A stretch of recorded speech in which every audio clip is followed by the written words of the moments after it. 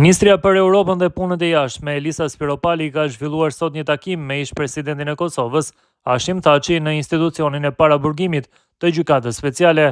Pas takimit, Spiropali u shpreh se i tha Thaçit se e ka mbështetjen e Ministrisë së Jashtme të Qeverisë Shqiptare dhe të kryeministrit Rama për një proces të rregullt dhe të drejtë, i cili në fund duhet të prodhojë drejtësi historike dhe jo padrejtësi.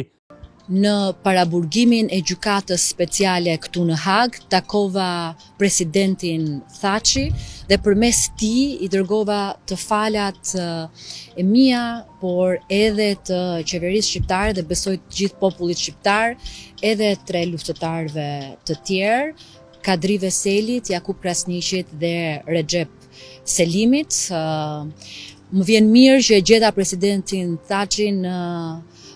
gjendje të mirë, ndiqte zhvillimet në Shqipëri edhe në Kosovë, sigurisht me dëshirën për të parë dy vendet tona sa më mirë. I shpreha mbështetjen e Ministrisë së Jashtme të Qeverisë Shqiptare, të kryeministrit Rama, për një proces të rregullt dhe të drejtë, i cili në fund të prodhoj drejtësi historike dhe jo padrejtësi historike. Ne urojmë shumë që ai vendim i pjekurisë shtetërore të Kosovës për të votuar dhomat e specializuara dhe gjykatën speciale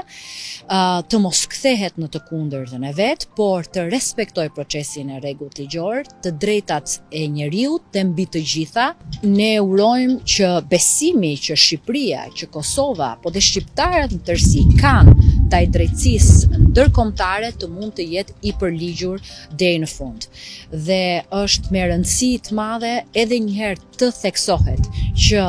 populli i Kosovës, djemt dhe vajzat e Kosovës u ngritën në luftë për të mbrojtur shtëpitë e tyre, për të mbrojtur njerëzit e tyre, për të mbrojtur jetën në atë vend, dhe kursesi për të agresuar apo për të sulmuar një popullat apo një vend tjetër. Dhe kjo luftë për liri nuk mund të njolloset, kjo luftë për ekzistencë nuk mund të përbaltet, dhe këto dy procese duhet të ndahen shumë qartë në mënyrë që e vërteta historike, drejtësia dhe sakrificat e një populli të tërë të mos të shkelen me këmbë. Besim deri në fund dhe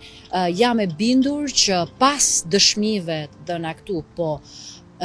edhe pas një procesi të rregullt ligjor, ne do mund të shohim më në fund drejtësi për luftarët, por edhe drejtësi për Kosovën dhe të vërtetën e saj.